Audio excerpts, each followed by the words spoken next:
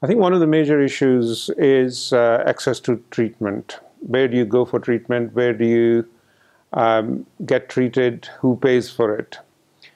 We know that there are lots of social factors which cause mental illness, and once you've developed mental illness, there are lots of sequelae of mental illness. For example, people who have mental illness quite often lose their jobs.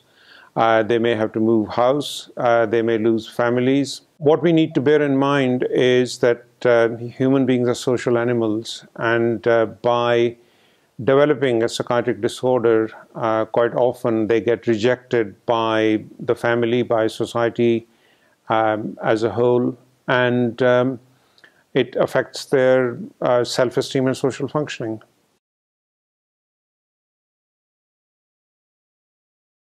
The major issue for patients with any illness, whether it is psychiatric or physical illness, is that you want to have a reasonable standard of living, you want to have a job, you want to be busy, you want to have a house, you need to have a set of friends, you need to have a family. But one of the big challenges for psychiatric patients really is the stigma which prevents them from engaging with and re-engaging with the society.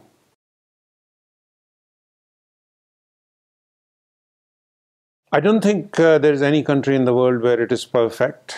Each country has its own challenges, and challenges depend upon money being invested. I mean, one of the major issues in India, for example, is my understanding is that less than 1% of GDP is spent on health, of which less than 10% is spent on mental health, if that. Whereas in other countries like America, for example, 21% of GDP is spent on health. In UK and large parts of Europe, it's between 8 and 10%. So it is a question about resources, and it is also about where the money is spent in terms of mental health, whether it is spent on asylums, in hospitals, or whether it is spent in the community, or whether it is spent on public mental health and teaching people how to look after themselves better.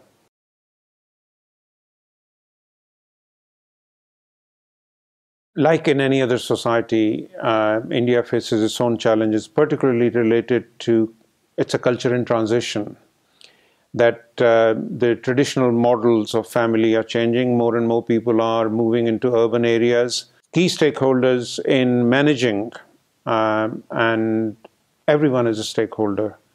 If we look at the patient at the center of the need and the treatment, they're surrounded by their family and kinship, who are the key stakeholders, because they want their loved ones to be better, to function independently, to look after their families.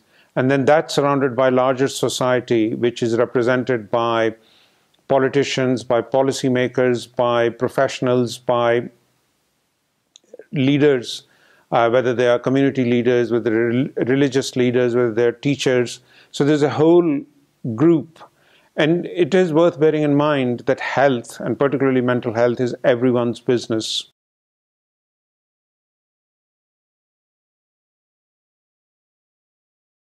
One of the major challenges for psychiatrists is that we have to advocate for our patients. By and large, psychiatric patients do not have a voice. So they need people to stand up for them and say, this is what is needed. And one of the ways that psychiatrists can do this is by talking to politicians, by talking to other professionals, that patients need right intervention at the right time, at the right level. We know that if you have diabetes and you develop depression, both your diabetes and depression will get worse. We know that if you have high blood pressure and depression, your high blood pressure will be difficult to control. So the physicians and the surgeons need to know what they need to do to identify depression and work with psychiatrists in treating depression and other psychiatric disorders.